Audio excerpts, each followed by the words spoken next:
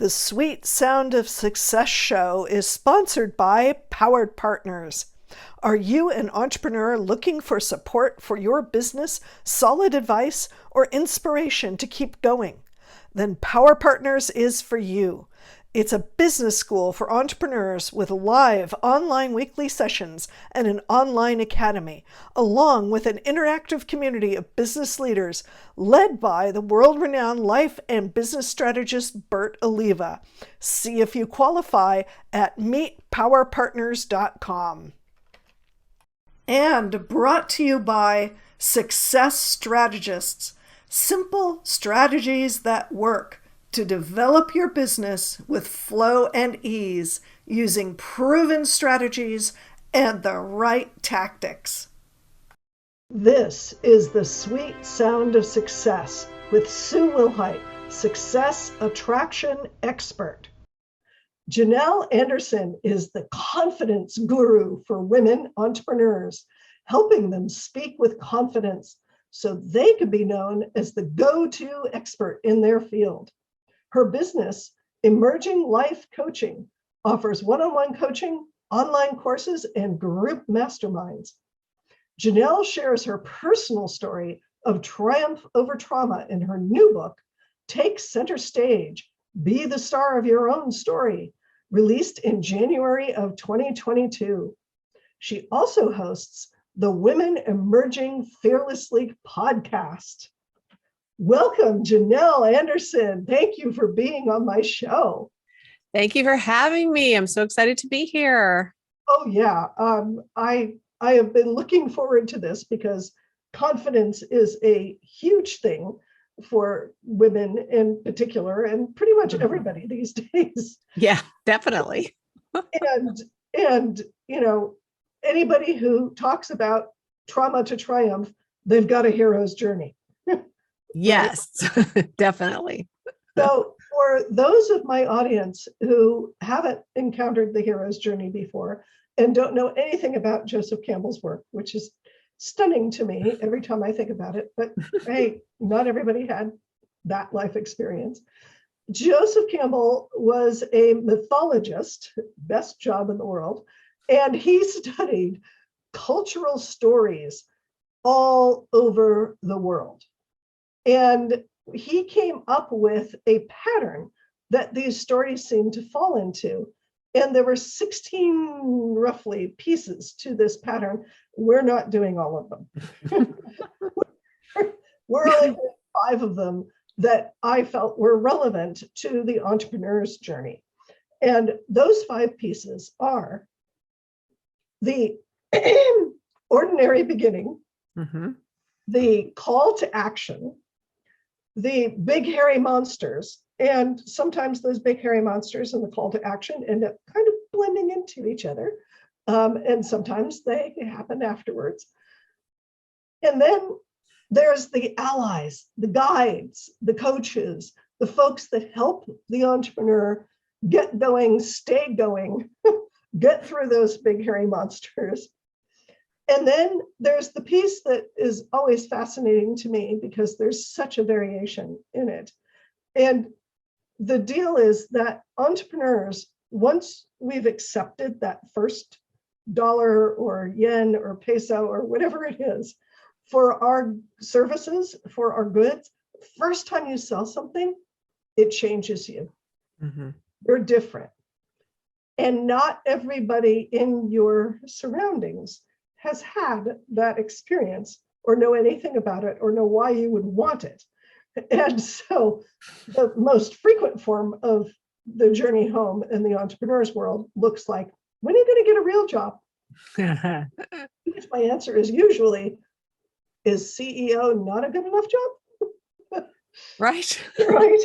So, but it takes other forms as well. And sometimes it all works out beautifully. So to start at the very beginning, Janelle, what was your ordinary beginning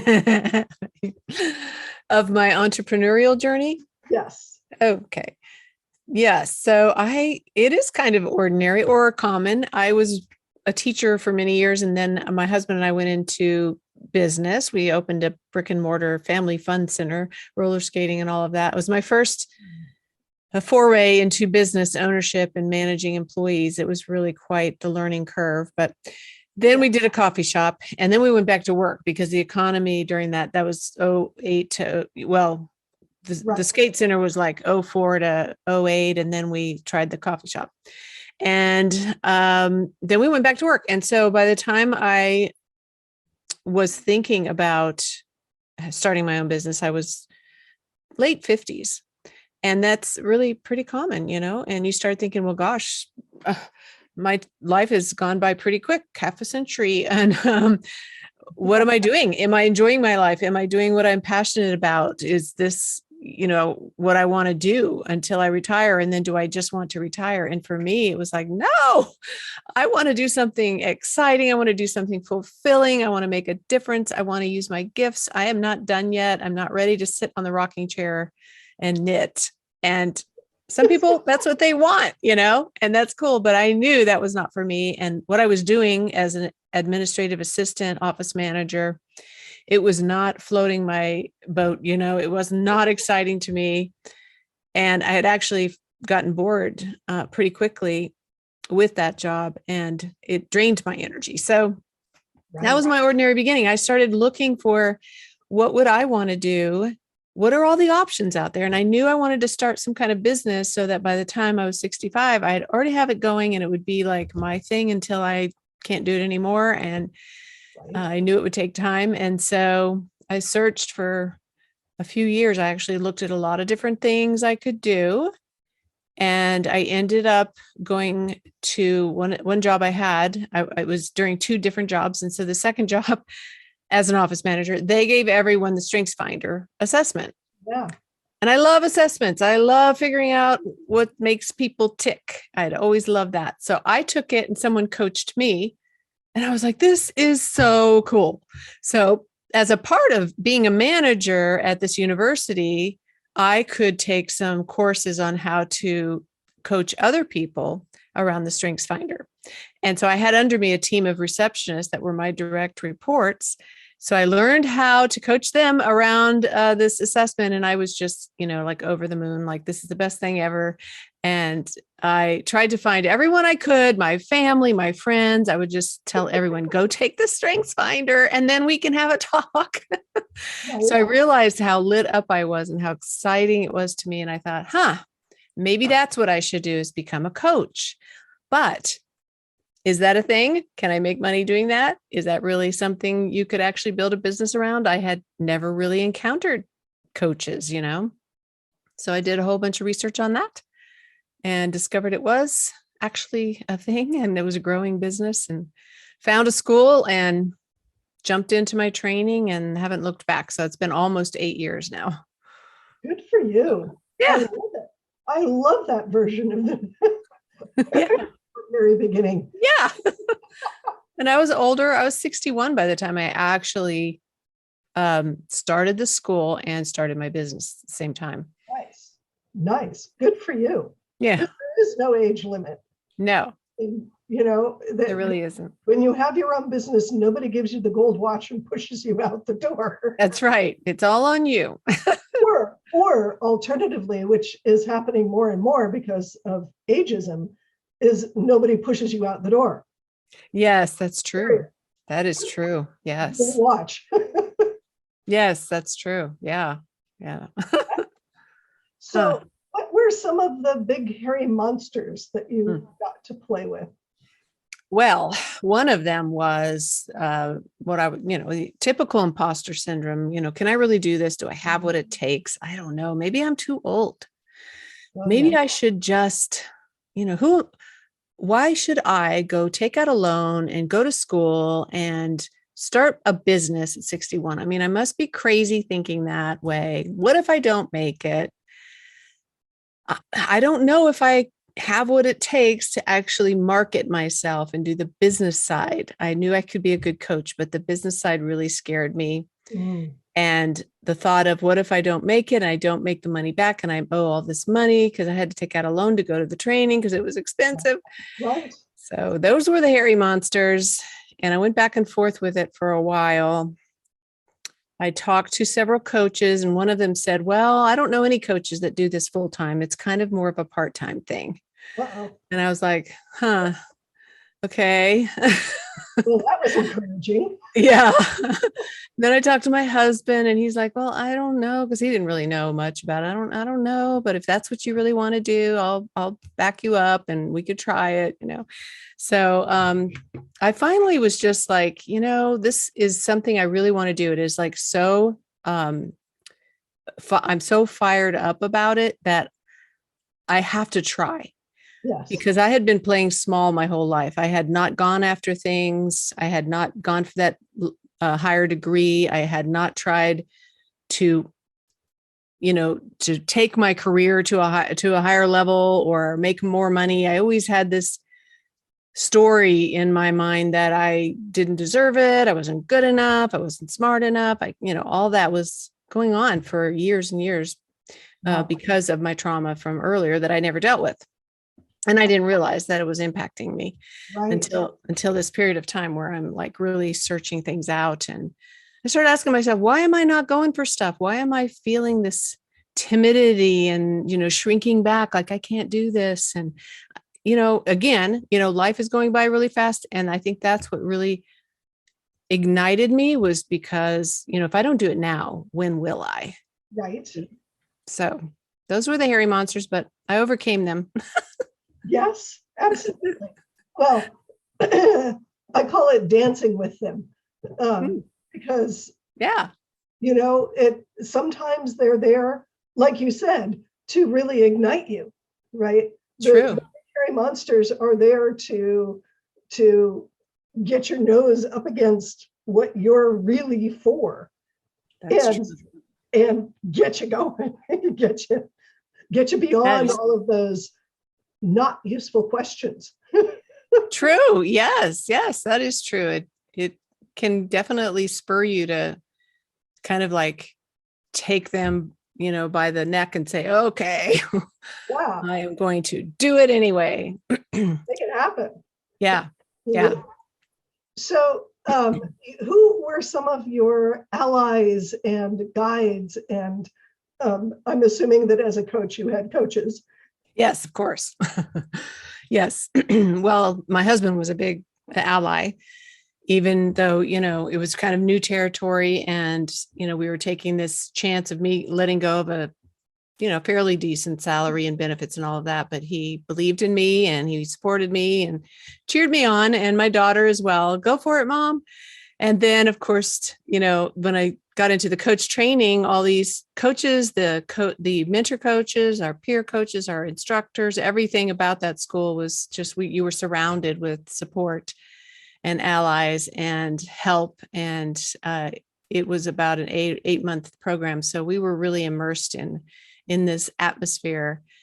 And then I had, some really close friends who were like, wow, go for it. And they were amazed and cheered me on at the same time and were excited for me. And my dad, my mom had passed away by then. My dad was one of my biggest cheerleaders. He still is to this day, just turned 98 the other day. Yeah. Good genes. No wonder you were going, hey, I'm not retiring. That's right. I have really good genes. Yes. Yeah. And I'm really close to my sisters, so I had a lot of family support, friends, coaches, mentors. You just don't do this alone, really, Right. I was just going to say, could you have done it without them? No, I don't think so, because, a lot of times people are like, I'm a solopreneur, but not really, because nobody that's successful in business has done it alone. No. You can feel that way sometimes, though, when you're working on you don't have a team that's, like I don't right now. And so you're doing everything, but I've always had a coach. I've always been part of some sort of mastermind group, some, group of entrepreneurs, sometimes all coaches, sometimes not, and teachers and mentors. I know that I cannot do all of this on my own, but I have learned a lot. I can do a lot more now And I find myself teaching others now what I've learned in the last 8 years. So, but I always want to have a coach and a mentor with around me and in my world for sure. Perfect. Yeah. Exactly. Yeah. Exactly. So how did you deal with folks who were maybe not quite as supportive? Yeah. Ones who were, what are you doing and why are you doing it and how do you The naysayers. naysayers? Yeah. Because that's, I mean, yeah, they're part of the big hairy monsters, but they're also that sort of response seems to never go away. Yeah. And so you've got to deal with it in one way or another. So how did you deal? Well, usually it was questions like, and I still get asked this by friends, some family members, some people that aren't real close to me, but are acquaintances. I see them in church or whatever, and they'll kind of look at me like, how do you find clients? Like, how do you do what you're doing? They're just like, how does this even work? And, I get them from everywhere, and they're like really mystified then. But it's like one of my mentors always says, that you don't, if you have family members or people in your life that don't understand what you do and won't ever understand what you do, you just don't tell them really. You don't need to tell them everything that you're doing, and they're used to you being one way, and you can just be that way, but not try to, you don't go down that road of trying to convince people to be on your side or to be your cheerleader when they're just not, because that energy, you don't need the negative energy around you draining you. So I just surround myself with as many people as I can that are, like, yeah, go for it. And they're cheering me on. I'm cheering them on. That's why I love being in all these mastermind groups and groups of networking groups where, people are doing the same thing. They're building their own businesses and they understand the journey, and you're surrounded by that positive mindset of we can do this and you can do it. And you just really need to keep that around you. And then the ones that don't understand, or the ones that are kind of like scratching their head, you just don't really, you can have a personal relationship with them, but you don't need to go into all the ins and outs and details of what you're doing. If they ask a question, I'll answer it, but sharing marketing funnels just doesn't turn some people. No. Not at all. Understand, but okay. Yeah. Yeah, it's funny. I had a conversation with my son-in-law. I went down to visit my daughter in Florida over Easter. And it was probably the first time we'd ever had a really long conversation about what I do. And he was asking me all these great questions. He was really interested, and it was really refreshing. And he was very curious, and he loved it. And he didn't realize all the stuff I was doing. And so there's a lot of people like that I would love to tell them, but if they're not interested, I'm not going to like, hey, listen to me, this is what I'm doing. I have girlfriends that are really close to me. We've been friends since our kids were little. My daughter just turned 39. So we've been friends for 39 years, and are close to that. And they don't really know. And they don't ask.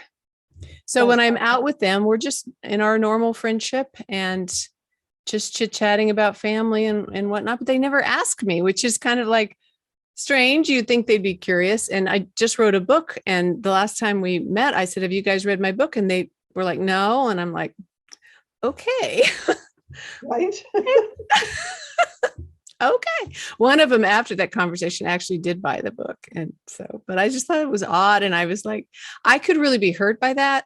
I could let that bother me and make me feel like, start to question maybe, what am I doing if my best friends for 30 plus years aren't interested? I could go down that road. I could entertain those thoughts, but it really isn't about them and what they think of me and what I'm doing.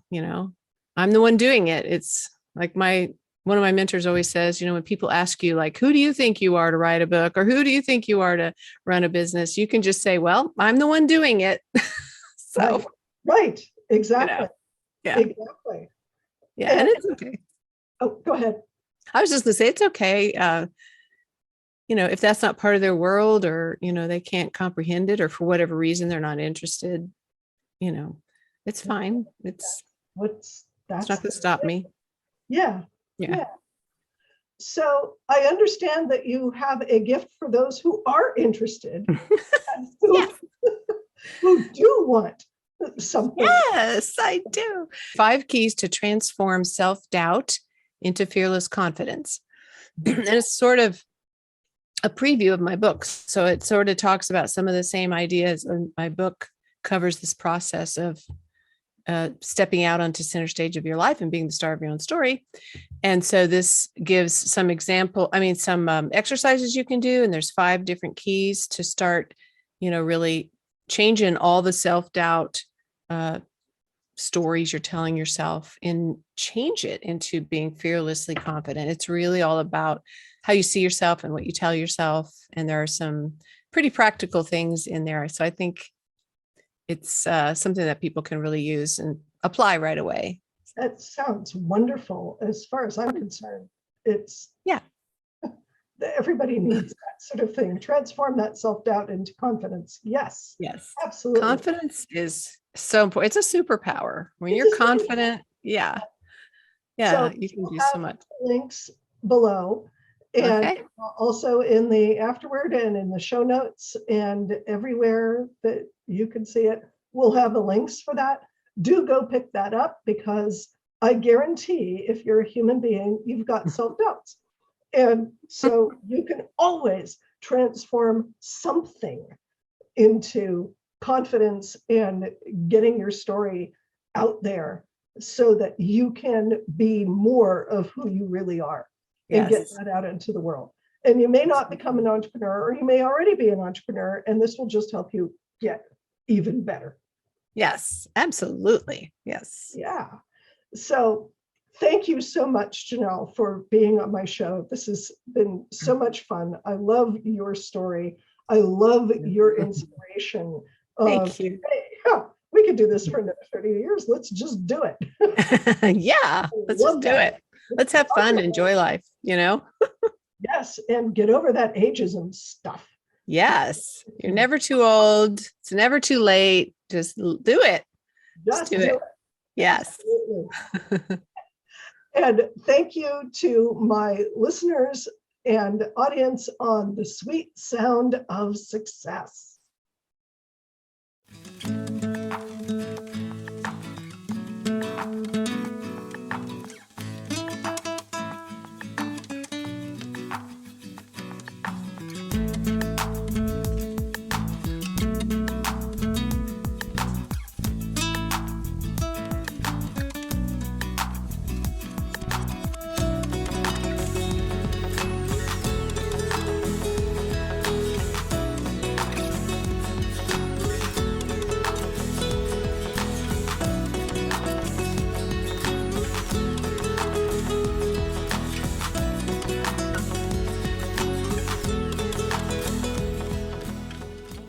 Are you a business owner who feels frustrated with the many tech options?